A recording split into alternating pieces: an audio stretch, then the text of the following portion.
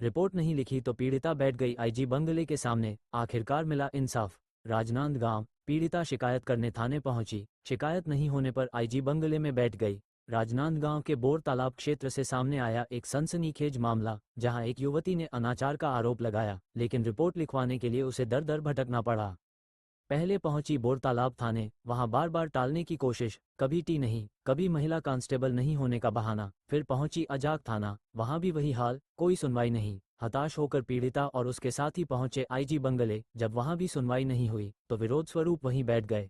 इस विरोध के बाद आईजी आनंद फानन ने लिया एक्शन और कहा, रिपोर्ट अब जरूर लिखी जाएगी। फिर पीड़िता को लेकर खुद थाने पहुंचे और केस दर्ज कराया गया। बताया जा रहा है, आरोपी ने 5 साल तक संबंध बनाए, शादी का झांसा दिया और फिर रिश्ता तोड़कर चुपचाप पैसे देकर बात खत्म करने की कोशिश की। लेकिन पीड़िता ने इंसाफ के लिए लड़ाई लड़ी और आखिरकार जीत हासिल की। पीड़िता के साथ ही हम बार बार गए, कोई सुन नहीं रहा था। आखिरकार आईजी साहब के पास बैठे तो एक्शन हुआ। अब उम्मीद है न्याय मिलेगा। जी बताइए, आपको अजय थाना में क्या मामला, ये बताइए। जी, यह मामला है कि एक जो पीड़िता है, पीड़िता के साथ में यौन शोषण और उसके 21 दिन के बच्चे का हत्या हुआ था। उसके विरोध में उन्होंने बागनदी थाना जाके रिपोर्ट लिखाने की कोशिश की, पर वहाँ पर रिपोर्ट नहीं लिखा गया और ये कहा गया कि आप सेटलमेंट कर लो, आपको 2-4 लाख रुपए मिल जाएगा। कहाँ आप आदिवासी लोग कितना लड़ पाएंगे।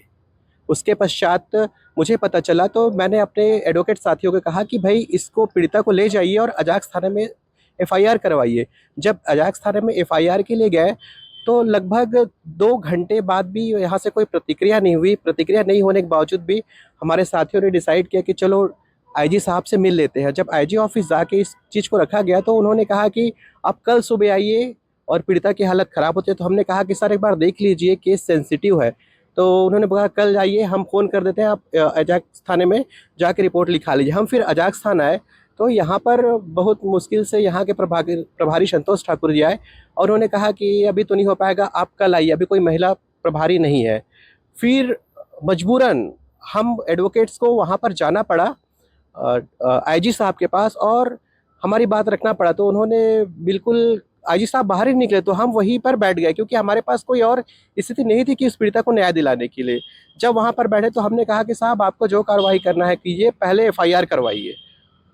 तो फिर उन्होंने जब देखा कि लोग आ रहे हैं, समझ रहे हैं और पता नहीं उनकी कौन सी क्या पार्टी चल रही थी कि आईजी साहब बिल्कुल बाहर नहीं निकल पा रहे हैं।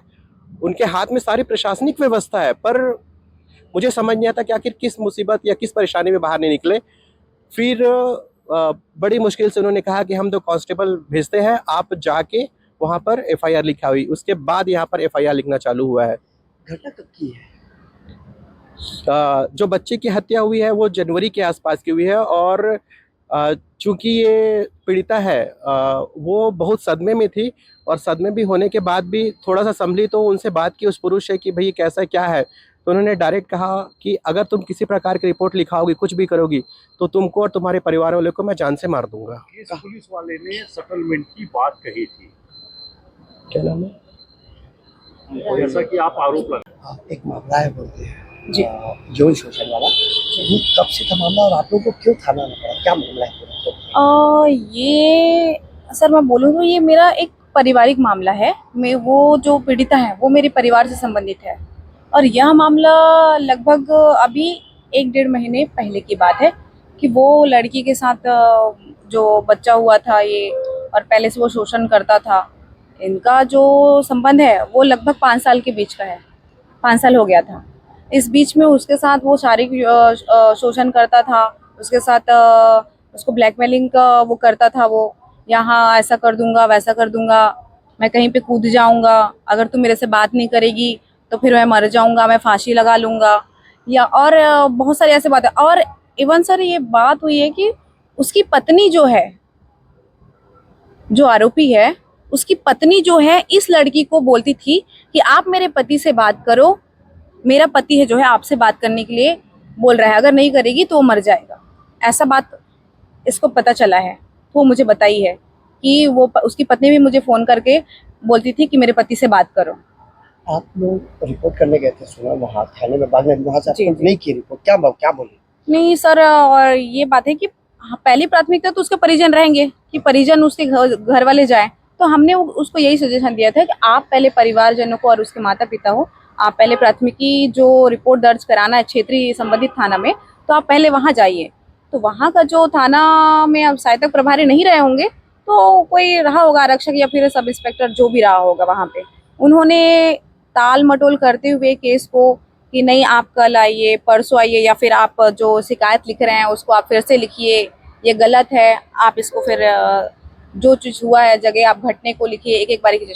सर अभी वो इस स्थिति में नहीं है, उसकी मनोस्थिति इतनी खराब हो चुकी है वो लड़की के कारण में, तो वो इस चीज़ों को एकदम स्पष्ट बताने में भी बहुत संकोच कर रही है। आप लोग आईजी थाना आए थे, पता चला रिपोर्ट नहीं किया तो आप लोग बैठ गए थे, फिर बहुत मुश्किल से रिपोर्ट हो रहा है, ऐसा है क्या?